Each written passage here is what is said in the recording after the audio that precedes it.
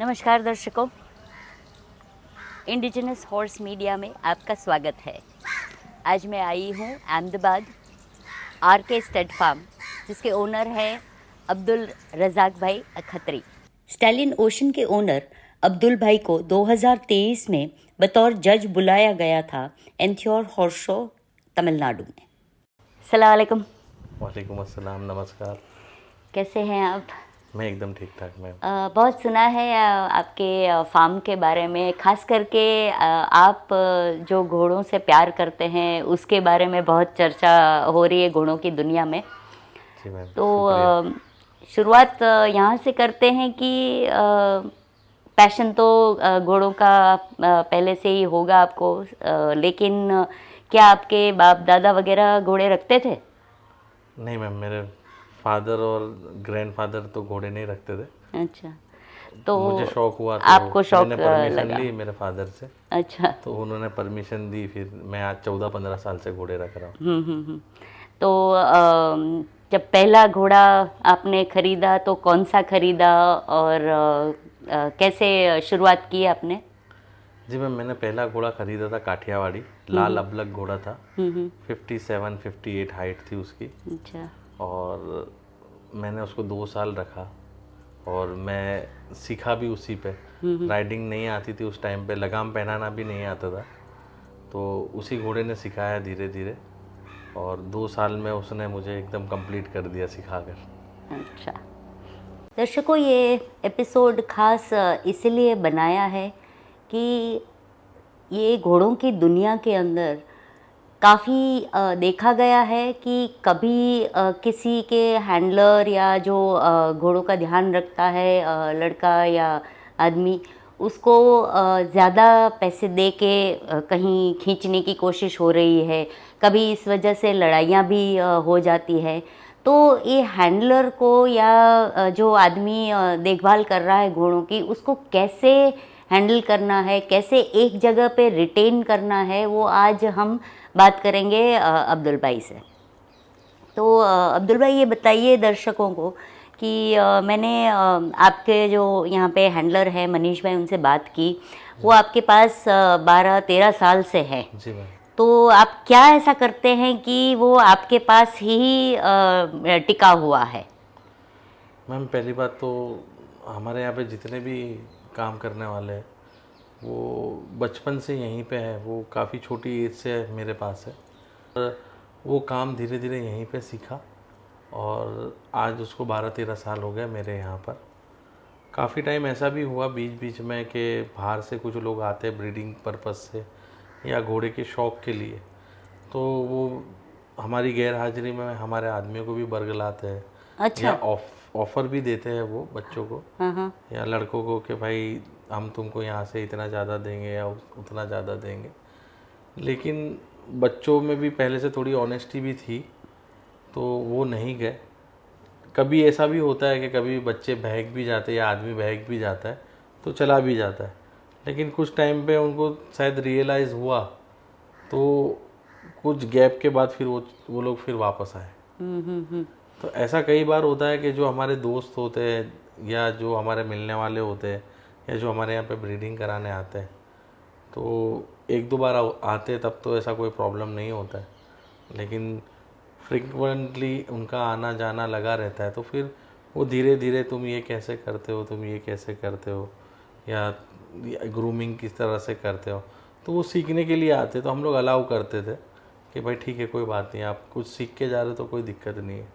लेकिन वो सीखते सीखते फिर बाद में ही आदमियों को ही ऑफ़र करना स्टार्ट कर देते कि भाई तुम वहाँ आ जाओ, तुम वहाँ आ जाओ, तुमको इतनी सैलरी दे देंगे या इतना बढ़ा के दे देंगे। तो ऐसा मेरे साथ भी 1-2 बार हुआ है। लेकिन 1-2 बार ऐसा होने के बाद कुछ टाइम के लिए ब्रेक लिया और फिर वापस आए और फिर वापस से अच्छे से संभाला है। चलो अच्छा है। सुना है कि जब आपने शुरुआत की घोड़े रखने की, तब जो आपने बताया कि काठियावाड़ी घोड़ा आपने पहले रखा, तो आपके पास कोई आदमी नहीं था, आप खुद करते थे, ऐसा मैंने सुना है। क्या ये सही है? जी मैम, मैं पहले सबसे पहले मुझे एक घोड़ा रखने की परमिशन मिली थी घर से, तो मैंने एक काठियावाड़ी घोड़ा लिया था और वो तकरीबन मैंने 18-20 महीने का बच्चा लिया था। तो मुझे पहले लगाम पहनाना भी नहीं आता था। अच्छा। तो मैं वो जो टांगे वाले होते हैं तो उसमें से एक लड़के को बुलाया करता था। तो एक बार लगाम पहनाने के वो आने के वो 200 रुपये लेता था। अच्छा। तो कई बार ऐसा भी होता था कि उसको 2 बार भी बुलाना पड़ता था या 3 बार भी बुलाना पड़ता था, तो 200 के हिसाब से वो पैसे लेता था। अच्छा। तो ऐसा भी टाइम था कि जब हमको घोड़े को लगाम पहनाना भी नहीं आता था। ये 14-15 साल पहले की बात है। और तब मैं खुद ही घोड़े का दाना, पानी, चारा, साफ सफाई ये मैं खुद ही देखता था, इल्ले उठाना भी सब कुछ। चलो बढ़िया है ये। उसी से फिर राइडिंग, उसी घोड़े ने फिर सब कुछ सिखाया, किस तरह से घोड़े को देखना है कि कॉलिक हुआ है, कि उसको कोई तकलीफ है। उसके साथ टाइम बिताते बिताते घोड़े ने ही सब कुछ सिखाया। और राइडिंग भी फिर मैं उसी पे सीखा। अच्छा।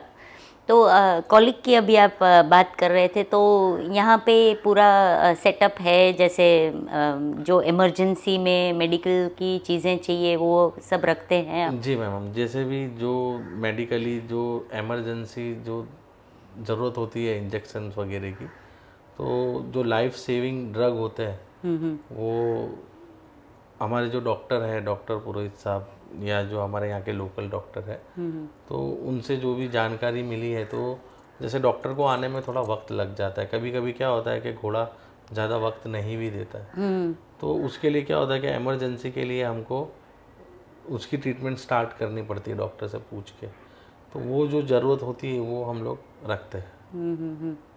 कभी ऐसा होता है कि जैसे आपके सर्कल में कोई घोड़ा बीमार हो और आपको फ़ोन कर दिया भाई आपके पास दवाइयाँ है तो भिजवा दो, या ऐसा कभी होता है? हमारा मैम यहाँ पे एक ग्रुप है पूरा, अहमदाबाद हॉर्स सोसाइटी करके।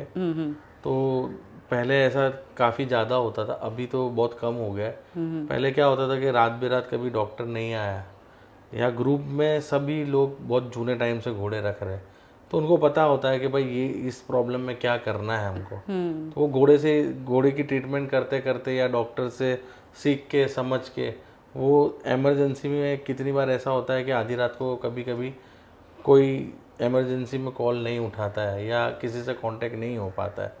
तो जैसे कि मुझे कभी कॉल आ गया कि भाई तुम्हारे पास ये इंजेक्शन या ये चीज़ अवेलेबल है, तो फिर हम लोग बोलते अगर होता है तो हम लोग उसको प्रोवाइड करा देते हैं। या तो वो बोलता है कि भाई आप थोड़ी हेल्प करने के लिए आ जाओ, तो हम लोग जाके भी हेल्प कर देते हैं ताकि वो घोड़े की लाइफ बच जाए। कितनी अच्छी बात है। दर्शकों, खुद के घोड़ों का तो ध्यान रखते ही हैं अब्दुल भाई, लेकिन कोई और भी फ़ोन करता है, आधी रात भी होती है तो भी वो दौड़ जाते हैं दवाइयों के साथ। ये बहुत अच्छी बात है। नमस्ते मनीष जी। नमस्ते मैम। कहाँ से हैं आप? मैं ऐसे तो राजस्थान से हूँ, पर मेरा जन्म यहीं का है। अच्छा, कितने साल से हैं आरके स्टड फार्म में? मुझे यहाँ पे 12-13 साल हो गए मैम। अच्छा, और क्या सेवा करते हैं ओशन की? सेवा में मैम हम इसको सुबह में देते पहले से लंजिंग, उसके बाद रेस्ट देके हम इनकी मालिश करते। मालिश करने के बाद हम पानी पिला के और इनको दाना देते। अच्छा, पानी अलग से पिलाते हैं, स्टेबल के अंदर नहीं रखते हैं? नहीं, स्टेबल के अंदर नहीं रखते हम मैम, बाहर ही रखते हैं और आगे करते हैं। कारण क्या है उसका? वो कारण ये मैम, कभी के दाना खाने के बाद वो तुरंत पानी पीता है तो उसको पेट में प्रॉब्लम होने के चांसेस। हाँ, ये समझदार है मनीष भाई। और ये खरेड़ा वगैरह लगाते हैं इसमें? नहीं मैम, खर्रा ब्रश हम कभी कभार ही लगाते हैं, नहीं तो हम 2 टाइम इसकी हाथ मालिश करते हैं मैम। हाथ मालिश से हमको अच्छा रिजल्ट मिल जाता है। हाँ, शाइन तो अच्छी दिख रही है हाथ मालिश से ही। तो दर्शकों देखिए, ओशन की सिर्फ हाथ मालिश होती है, लेकिन फिर भी शाइन बहुत ही सुंदर है।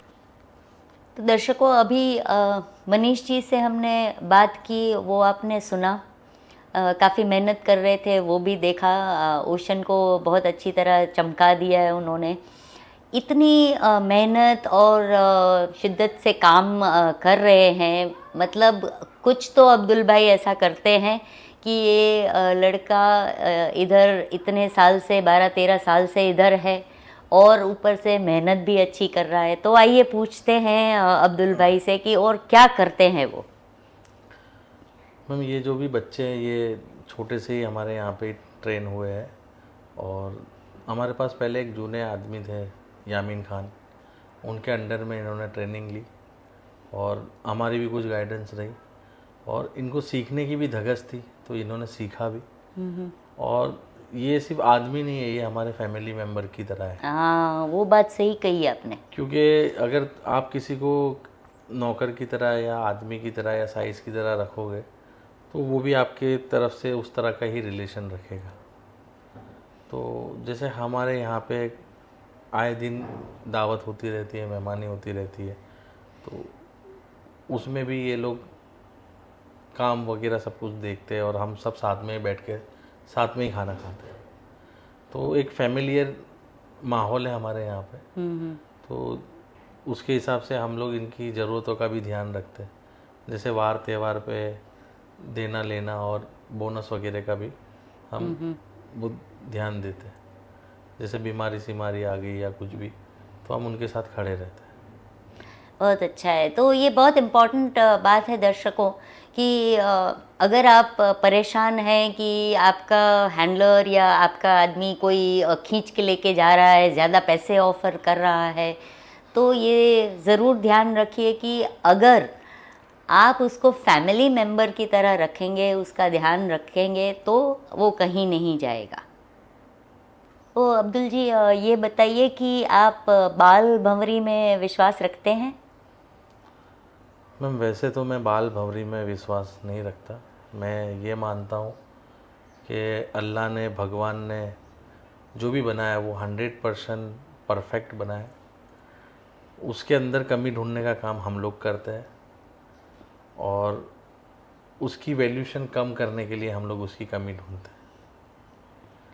तो जो भी ऊपर वाले ने बनाया वो अच्छा ही बनाया है। हमारी नज़रों में कहीं ना कहीं कुछ कमी ढूंढने की आदत है, तो वो हम लोग ढूंढ लेते हैं और फिर उसके हिसाब से उस चीज़ की वैल्यूशन कम करने की कोशिश करने के लिए उस चीज़ को का हम लोग उपयोग करते हैं कि इसके अंदर ये भौरी है, उसके अंदर वो भौरी है। काफ़ी अच्छे अच्छे स्टेलियन हुए जिनके अंदर ख़राब भौरी थी, लेकिन उनके मालिकों को कभी उन्होंने कोई तकलीफ़ नहीं पहुंचाई, बल्कि उन्होंने बहुत नाम करके दिया। आज मैं ऐसे कई स्टेलियनों के नाम जानता हूँ जिनके ख़राब भौरी थी, लेकिन आज उनके बच्चे रिंग में आके चैम्पियन हो रहे हैं और उनकी ब्लड लाइन को आगे बढ़ा रहे हैं। माशाल्लाह, बहुत अच्छी बात की है इन्होंने। दर्शकों, अगर आप में से कोई भी ये बाल भंवरी में अगर विश्वास रखते हैं तो ये बात दिमाग से निकाल दीजिए। हाँ, शालीहोत्र के अंदर कहते हैं कि बाल भंवरी के बारे में लिखा है। हमारा बहुत ही पुराना ये डॉक्यूमेंट है, लेकिन आज के ज़माने में ये सब चीज़ों पे विश्वास करना सही नहीं रहेगा। और दर्शकों, इंतज़ार ख़त्म हुआ। ये देखिए, आ चुका है स्टैलियन ओशन।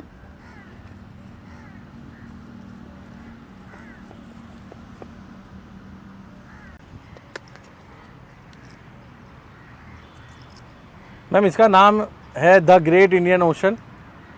इसकी ब्लड लाइन है, ये राजतिलक ब्लड लाइन से बिलोंग करता है। इसका फादर है पृथ्वीराज, जो S74 नंबर से मारवाड़ी हॉर्स सोसाइटी में रजिस्टर्ड है। वो चंडालज बाग किरीट काका के यहाँ पे था। और उसका ग्रैंड फादर है राजहंस, जो बादल स्टड फार्म में पंजाब में है। और उसका ग्रेट ग्रैंड फादर है राज तिलक, जो उदयपुर पैलेस में था। इसकी मदर थी रन राइडर दसाड़ा में, RR2 के नाम से रजिस्टर है मारवाड़ी हॉर्स सोसाइटी में। और ये मैं 17-18 महीने का बच्चा परचेस करके लाया था और ये आज ये 10 साल के करीब है और तकरीबन 8-8.5 साल से मेरे पास ही है। और इस दौरान इसके काफ़ी अच्छे बच्चे आए, बच्चियाँ आई और तकरीबन इसके अभी मार्केट में 50 से 60 बच्चे हैं, कोल्ट और फिली। और मेरे यहाँ पे भी इसके 3 बच्चे हैं, 1 फिली और 2 कोल्ट। तो दर्शकों, आप ओशन से तो मिल ही चुके हैं, ये फिली और कोल्ट कौन है, आइए जानते हैं अब्दुल भाई से। जी मैम ये ओशन की फिली है जो पचकल्याण है। ये ओशन और मेरे पास जो मैर है सुमैया, उन दोनों की बच्ची है। इसका नाम है कोल्ट बख्तावर।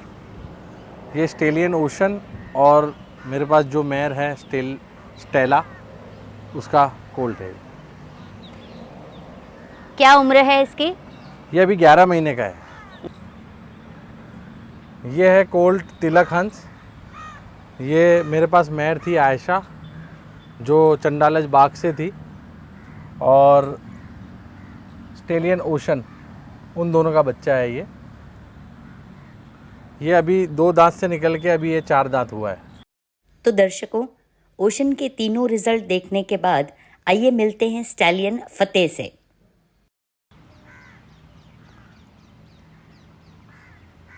ये है स्टेलियन फतेह। ये 2019 में मिल्क टीथ में विनर रह चुका है जसरा हॉर्स शो में। ये 25 दिन का था तब इसकी माँ इसको छोड़ गई और इसको हमने गाय के दूध पे और बच्चे की तरह इसको हमने तैयार किया।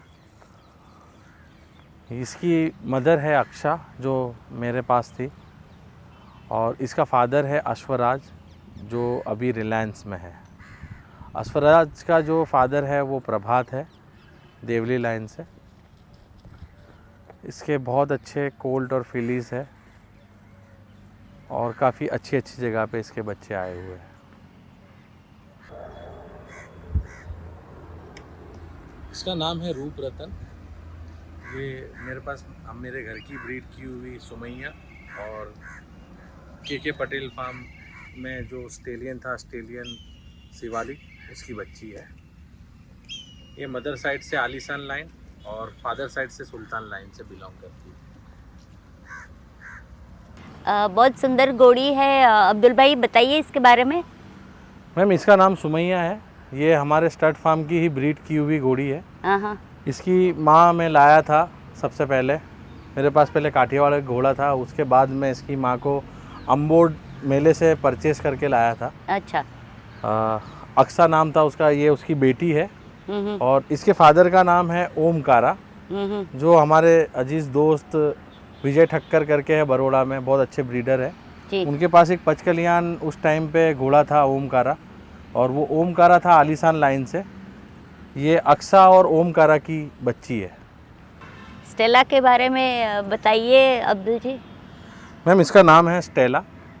ये अभी तकरीबन 8 साढ़े 8 साल की है, और इसका फादर है बादल करके जो कच्छ में था, 64 हाइट का। और इसकी मदर थी रतन करके, जो हमारे बहुत अजीज़ दोस्त है उनेस कुरैशी करके। उन्होंने रन राइडर करके है सुरेंद्र नगर में, मुजाहिद मलिक का, वहाँ से इसकी मदर को हम लोग परचेस करके लेके आए थे। तो ये ऑलरेडी इसकी माँ प्रेग्नेंट आई थी, तो ये हमारे दोस्त है उनेस भाई, उनके यहाँ पे पैदा हुई थी, और उन्हीं से फिर ये मेरे पास आई। और ये 4 शो विनर है, 2 दशहरा शो और 2 सूरज शो। अच्छा।